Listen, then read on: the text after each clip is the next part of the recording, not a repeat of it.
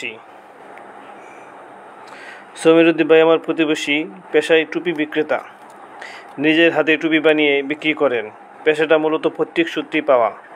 ওনার বাবা জমিরুদ্দিন সর্দার হাতে কলমে ছেলেকে এই বিদ্যে শিখিয়ে গেছেন। দিব্যি যে ব্যবসা করছেন তা অবশ্য নয়, কোনো রকমের দিন গুজার যাকে বলে।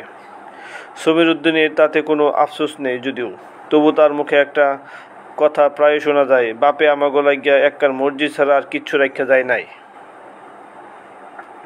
কথাটা মিথ্যে নয়। মানুষ সন্তানাদির জন্য ব্যাংক ব্যালেন্স, জায়গা জমি সহ নানা স্থাবর অস্থাবর সহায় সম্পত্তি করে গেলেও জমিরুদ্দিন চাচা রেখে গেছেন কেবল একটি মাটির মসজিদ। সারা জীবন নিজের হাতে যা কামাই করেছেন তার মধ্যে যেতটুকু সঞ্চয়াদি ছিল তা দিয়ে বাড়ির নিকটে জমি কিনে তাতে নিজ হাতে মাটির একটি মসজিদ তুলেছেন। জমিরুদ্দিন চাচার স্বপ্নই ছিল এটা। আমরা তখনও অনেকটা ছোট। দেখতাম চাচা সারাদিন হেঁটে হেঁটে টুপি বেচতেন, সাথে থাকতো সমীরউদ্দিন। আমাদের দেখলে চাচা হাঁক ছেড়ে বলতেন, ও বাজানেরা, আমি মসজিদ বানাইতেছি একখান, তোমরা নামাজ পড়তে আইসো, কিন্তু আইলেই তোমাকে আমি লজেন্স দেবো। লজেন্সের লোভে আমরা চাচার মসজিদে দেখতে যেতে চাইতাম, কিন্তু বাবার বাগড়া দিত, বলতো জমির পাগলার কথা হইন না, খাইতে ভাত পায় না, আবার হেতে বানাইবে মসজিদ। ব্যাঙের হয়েছে গিয়া সর্দি জ্বর, লজেন্সের লোভ দেখাইয়া তোমার ঘরে নিয়া হাটে বেচে দিব কইলাম। ছেলে দড়ি নিয়ে বেচে দেওয়ার একটা ঘটনা তখনও গ্রাম অঞ্চলে মানুষের মুখে মুখে প্রচলিত ছিল। হঠাৎ শোনা যেত, অমুক বাড়ির অমুকের ছেলেকে বরদুপুরে ছেলে ধরা নিয়ে গেছে। সারা তল্লাটে হইচই পড়ে যেত। বাবা মায়েরা আমাদের উপর বাড়িয়ে দিত বাড়তি নজরদারি। দুপুরের ঘুম তুলে রেখে মাঠ দাপিয়ে বেরোনো আমাদের যে আদিম উৎসব, সেই উৎসব চুলোই যায় এই ছেলে ধরা গুজবের তুপে। কি সকাল, কি দুপুর বা বিকেল, বাচ্চা কাচ্চারা বাইরে বেরোতেই যেন ভুলে গেল। চাপা একটা বয়ে শীতল হয়ে থাকি সারা গ্রাম। বাইরে বেরোলেই বিপদ, উৎপীতি আছে ছেলে ধরার দল। কিন্তু সেই ছেলে ধরার দলকে কেউ কোনোদিন চোখের দেখা আর দেখল না। কেবল মানুষের মুখে মুখে ছড়িয়ে পড়েছিল তাদের খ্যাতির বাহার। জমিরুদ্দিনের চাচা লজেন্সের লোভ দেখিয়ে আমাদের হাটে বেচে দেবে, বাবার এই কথা আমার বিশ্বাস হলো না। যে লোক টুপি বেচে, যে লোকের মাথায় টুপি, মুখে লম্বা দাড়ি, সে লোক মিথ্যা কথা বলতে পারে? সে লোক ছেলে ধরা হতে পারে? এক দুপুরে বাড়ির সকলের চোখ ফাঁকি দিয়ে আমি বেরিয়ে পড়লাম জমিরুদ্দিন চাচার বানানো মসজিদ দেখতে। আমাদের পাশাপাশি বাড়ি হলেও মাঝখানে রয়েছে একটি মৃতপ্রায় নদী। এককালে বড় যৌবনা নদীটা এখন আর ভগ্নাবশেষ নিয়েই কোনো মতে এখনও টিকে আছে। যদিও মৃতপ্রায় নদী, স্রোতের বালাই নেই কোনো, তবু এক সিনা পানি তাতে বর্তমান থাকে সর্বদাই। সেই পানির গা জুড়ে বসতি গড়ে থাকা অসংখ্য কুচুরিপানা। এই এক সিনা পানি ডিঙে কুচুরিপানার আস্তরণ সরাতে জমির চাচার মসজিদ দেখতে যাওয়ার কোনো মানে হয় না। আমি অন্য পথ ধরলাম। আদক্রুশ পথ ঘুরে ঠিক পৌঁছে গেলাম জমিরুদ্দিন চাচার বাড়িতে। বড় একটা জারুল গাছের নিচে বৃদ্ধ মানুষের শরীরের মতো জবুতবু হয়ে থাকা একটা ঘর। ঘরের দেয়াল গড়ে বাইরে বেরিয়ে যেতে চাইছে যেন। সামনের খুঁটিগুলো জমিরুদ্দিন চাচার জীবনের প্রতিচ্ছবির মতোই দুঃখের বারে নুয়ে পড়েছে। ভীষণ বর্ষার বিপন্ন সময়ে এই ঘর কতখানি বিপজ্জনক তা দেখা মাত্রই আঁচ করতে পারা যায়। তবুও জীবন কি থেমে থাকে? সাপত সংকুল অরণ্যের মাঝ থেকে মধু সংগ্রহ করতে যাওয়া মৌয়ালেরা ভালো করেই জানে ঘন জঙ্গলের কোথায় শিকারের লোভে হা করে আছে কোনো ক্ষুধার্ত বাঘ, কিংবা কোনো তরুলতার গায়ে লেপ্টে আছে বিষধর কোনো সাপ। উভয়ের মরণাঘাতে মৃত্যু অবশ্যম্বী জেনেও তারা গ্রহীণ অরণ্যে পা বাড়ায়, কারণ জীবনে বাঁচবার যন্ত্রণা মৃত্যু যন্ত্রণা চাইতেও মাঝে মাঝে প্রবল হয়ে ওঠে। জমিরুদ্দিন চাচার জীর্ণ এই গৃহখানা দেখলে এমনই বিপদের সংকেত পাওয়া যায়। যে কোনো মুহূর্তে, যে কোনো জ্বরে একটা ধ্বংসস্তূপের আগাম চিত্র যেন চোখের সামনে ভেসে ওঠে। অথচ এই একই গড়েই চাচা জমিরুদ্দিন বাস করে যাচ্ছেন বছরের পর বছর। এখানেই তিনি টুপি বানান, এখানেই সংসার, এবং হয়তো এখানেই তার জীবনের পরিসমাপ্তি। মাথার উপর থেকে দুপুরের সূর্য সরে হালকা পশ্চিমে চলে গেছে। এখন বিকেল। আমি দেখলাম সমীর উদ্দিনকে সাথে নিয়ে ঘর থেকে বেরিয়ে এলেন জমির উদ্দিন চাচা। একজনের হাতে কোদাল আর অন্যজনের হাতে বড় একটা পাতিল। আমাকে দেখে চিনি ফেললেন সমীর উদ্দিন। বয়স তখন কত আর হবে, 13 বা 14। সমীর উদ্দিন আমাকে হাতের ইশারায় কাছে ডাকলো। আমি কাছে এলে জমির উদ্দিন চাচা বললেন, কাশেমের বাপের পোলাটা তুমি? আমি স্মিত হেসে বললাম, যে চাচা।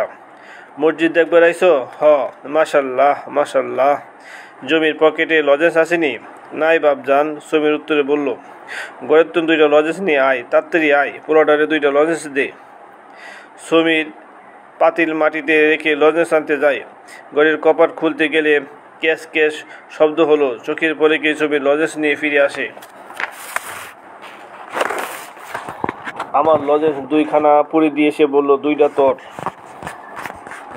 সত্যি কথা হলো, লজেন্সের লোভে আমি জমির চাচার আস্তানায় হানা দিইনি। আমি এখানে এসেছি কেবল মসজিদটা দেখার জন্য। সেই মসজিদ যার গল্প জমির চাচা সারা গ্রামময় করে বেড়ায়। তার স্বপ্ন, তার জীবন আকাঙ্ক্ষা, একদিন সেই মসজিদে একটা মিনার হবে। সেই মিনার হতে আজানের দড়ি ছড়িয়ে পড়বে সর্বত্র। 2 জনের কাফেলায় আমি 3য় জন হয়ে হিসেবে যুক্ত হয়ে গেলাম। খুব বেশি নয়, জমির উদ্দিন চাচার বসতভিটা থেকে অল্প উত্তর দক্ষিণ গেলেই একটু উঁচু ডিপি এলাকা। বৃষ্টি বাদলে পানি ওঠার সম্ভাবনা নেই। এই উঁচু উর্বর জমিতে চাষ হচ্ছে একটা নতুন স্বপ্নের। জমির উদ্দিন চাচার স্বপ্নের নাম মসজিদ। মসজিদের জন্য জমির উদ্দিন চাচা যার কাছ থেকে জমি কিনেছেন তার নাম নয়ন ব্যাপারী। আমি হাঁটতে হাঁটতে সেই উঁচু ডিপি এলাকায় এসে দেখি গলায় গামছা ঝুলিয়ে নয়ন ব্যাপারী বসে আছে। তার ঠোঁট দুটো রক্তজবা ফুলের মতো লাল। আমাদের দেখে সে মুখ থেকে পানির পিক ফেলে জোর করে বলল, আইসো জমির উদ্দিন? হ মিয়া ভাই। তোমার মসজিদ কত দূর? এই তো হইয়া যাইব। কই, কিছুই তো চোখে দেখি না। জমির উদ্দিন চাচা হেসে বলে, সময় হইলেই দেখা যাইব মিয়া ভাই। কথাগুলো বলে জমির চাচা সমীর উদ্দিন আর আমাকে নিয়ে একটু তফাতে চলে এলেন। বুঝতে পারলাম এটাই সেই মসজিদের জায়গা। জমির উদ্দিন চাচা খানিকক্ষণ এক দৃষ্টি জায়গাটার দিকে তাকিয়ে রইল অপলক। এরপর সমীর উদ্দিন কুতুসকে বললেন, কাজে লাগিয়া পর বাদান। কাজে লেগে গেল বাপ বেটা 2 জনেই। জমির উদ্দিন চাচা কোদাল দিয়ে মাটি সমান করে আর উদ্বৃত্ত মাটি পাতিলে ভরে দূরে ফেলে আসে সমীর উদ্দিন। তখনও সমীর উদ্দিন খুঁড়ে চাচা মাথায় বয়ে নিয়ে যায় মাটি। খানিক বাদে আরও দেখা মিলল নয়ন ব্যাপারীর। কাঁধে সেই গামছা ঝুলানো। ব্যাপারীদের বৈশিষ্ট্য বোধ করে এরকম। নয়ন ব্যাপারী বলল, আমি কই কি সমীর উদ্দিন, মসজিদ বানাইবার চিন্তাটা তুমি বাদ দাও। নয়ন ব্যাপারীর কথায় কোনো উত্তর করে না জমির উদ্দিন চাচা। এক মনে নিজের কাজ করে যাচ্ছেন। নয়ন ব্যাপারী আবার বলল, মসজিদ বানাইবা মহল্লার মানুষের মিল্লা? তুমি একাই মসজিদ বানাইবা কিল্লাই? এতে তোমার ফায়দাই কি জমির উদ্দিন?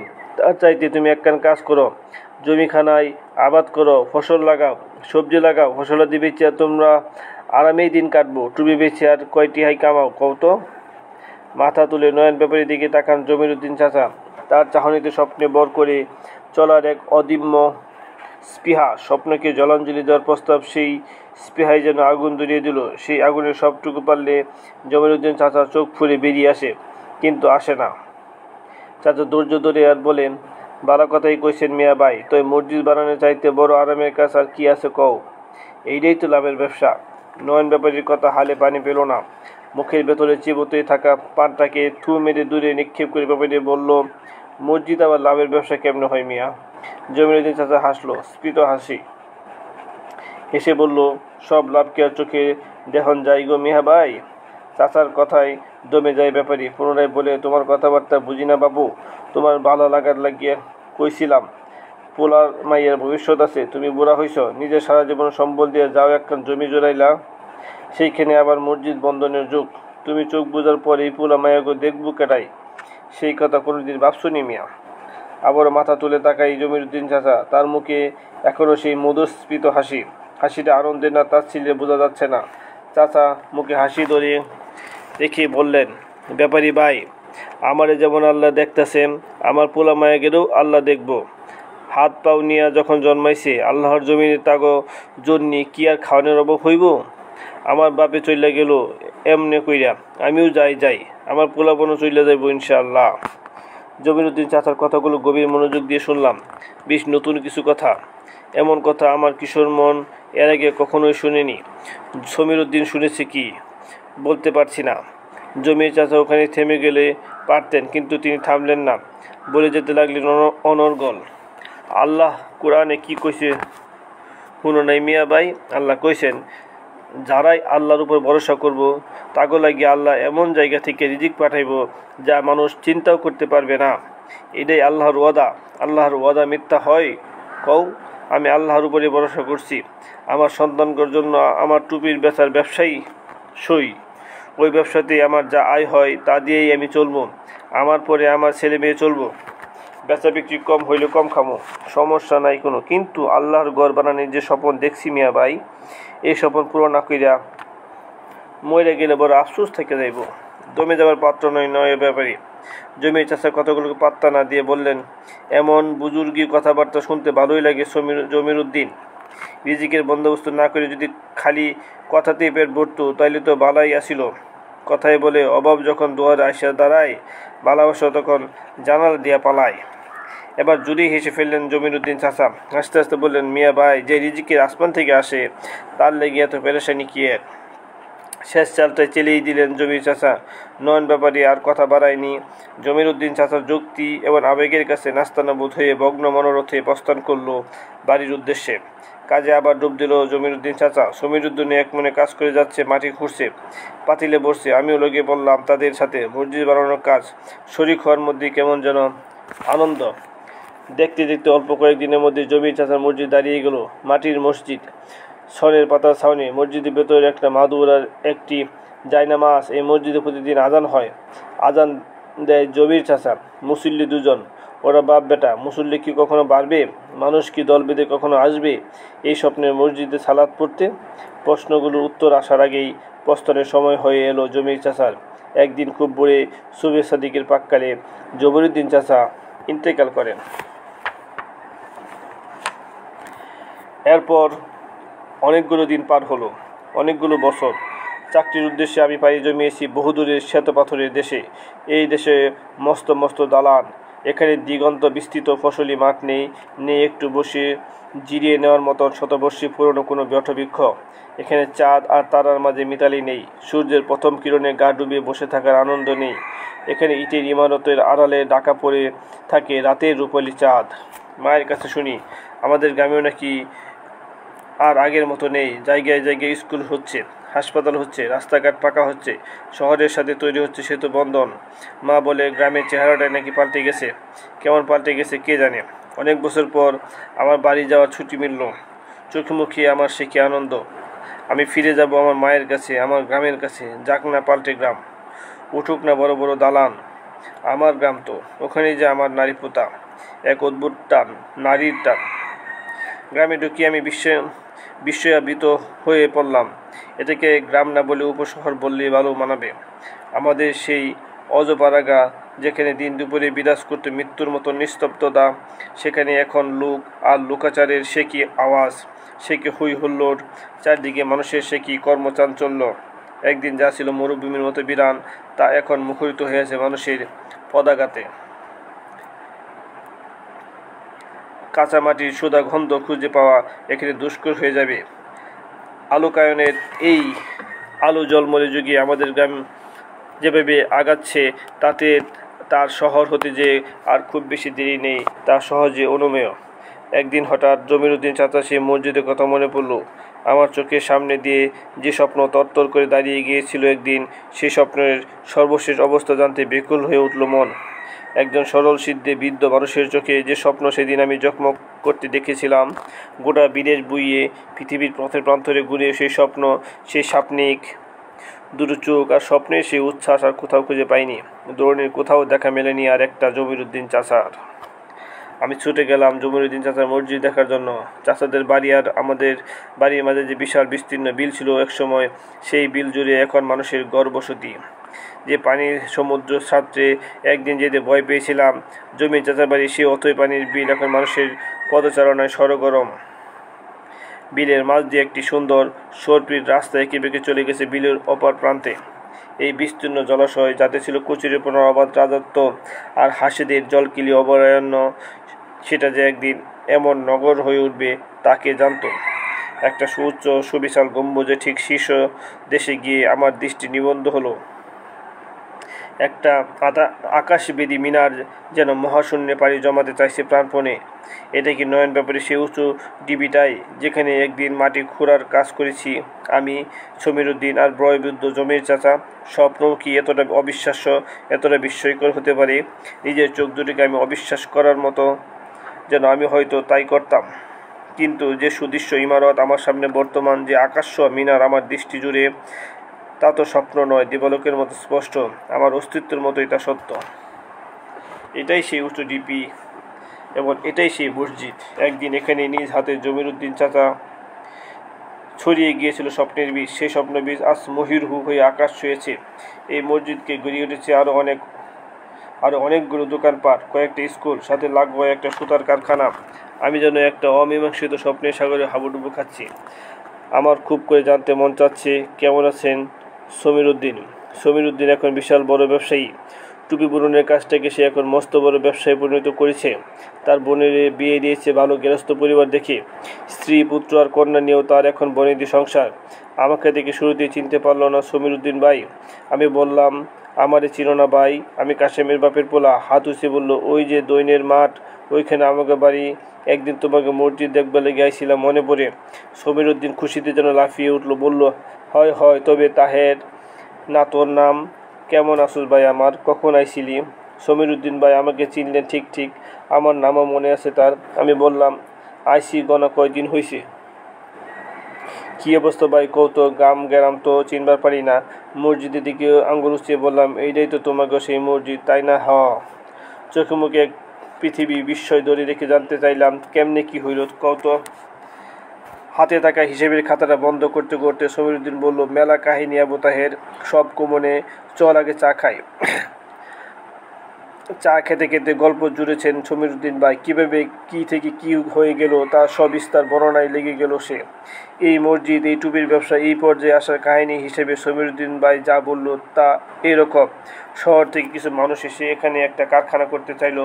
তারা পছন্দ করলো মসজিদের পাশের এই উঁচু জমিটায়। বর্ষাকালে পানি ওঠার ভয় ছিল না বলে তারা বেছে নেয় জায়গাটা। কারখানা হওয়ার বছরখানেকের মধ্যে এখানে আস্তে আস্তে গড়ে উঠে স্কুল আর মাদ্রাসা। কারখানার যারা কাজ করতো তারা পরিবার নিয়ে দূর দূরান্ত থেকে এখানে চলে আসতে থাকে। গড়ে ওঠে জনবসতি, লোকজন ভরে ওঠে নির্জন অঞ্চলে। তখন একটা মসজিদে খুব দরকার পড়ে যায় এলাকায়। সবাই মিলে ঠিক করলো জমির চাচার মসজিদটাকে তারা মেরামত করে বড় করবে। সমীরউদ্দিনের কাছে প্রস্তাব দিলে সে রাজি হয়ে যায়। এই মসজিদ সংলগ্ন বাড়তি কিছু অংশে তারা সমীরউদ্দিনের জন্য একটা দোকান বানিয়ে দিল। সেই থেকে সমীরউদ্দিন আর গ্রামে গ্রামে গিয়ে টুপি বেচে না, দোকানেই বসে ব্যবসা করে। আস্তে আস্তে তার টুপির সুনাম এবং প্রশংসা ছড়িয়ে পড়ে গ্রাম থেকে শহরে বড় বড় ডিলাররা তার কাছে এসে টুপির অর্ডার দিয়ে যায়। বেড়ে যায় সমীরউদ্দিনের ব্যস্ততা, খুলে যায় রিজিকের দরজা। দিন যায় আর সমীরউদ্দিনের ভাগ্য খুলতে থাকে। একটা দোকান থেকে সমীরউদ্দিন এখন আস্ত একটা কারখানা মালিক। সমীরউদ্দিন আমাকে বলতে থাকে তার ভাগ্য বদলের গল্প, আর আমার স্মৃতি অতীত থেকে তুলে নিয়ে আসে জমিরউদ্দিন চাচার ওই দিনে সেই কথাগুলো। চাচা একদিন নয়ন ব্যাপারী চোখ রেখে পরম ভরসার পারদ বুকে নিয়ে বলেছিল, আল্লাহ কোরআনে এই কি কইছে শুনো নাই মিয়া ভাই? আল্লাহ কইছেন, যারাই আল্লাহর উপর ভরসা করবো তাগুলো গিয়ে আল্লাহ এমন জায়গা থেকে রিজিক পাঠাইবো যা মানুষ চিন্তাও করতে পারবে না। এটাই আল্লাহর ওয়াদা। আল্লাহর ওয়াদা মিথ্যে হয় কও? আমি আল্লাহর উপরে ভরসা করেছি। আমার সন্তানদের জন্য আমার টুপি বেচার ব্যবসায়ী সই। ওই ব্যবসাতে আমার যা আয় হয় তা দিয়ে আমি চলবো। আমার পরে আমার ছেলে মেয়ে চলবো। বেচা বিক্রি কম হলে কম খামো, সমস্যা নাই কোনো। কিন্তু আল্লাহর ঘর বানানি যে স্বপন দেখছি মিয়া ভাই, এই স্বপন পুরো না কইরা মইরা গেলে বড় আফসোস থেকে যাইব। দুমাই তো চায়ের কাপে চুমুক দিচ্ছি আর মনে পড়ছে নয়ন ব্যাপারীকে বলা জমির চাচা শেষ কথাগুলো। সত্যিই তো, যে রিজিক আসমান থেকে আসে তার লাগিয়ে এত পেরেশানি কি এর?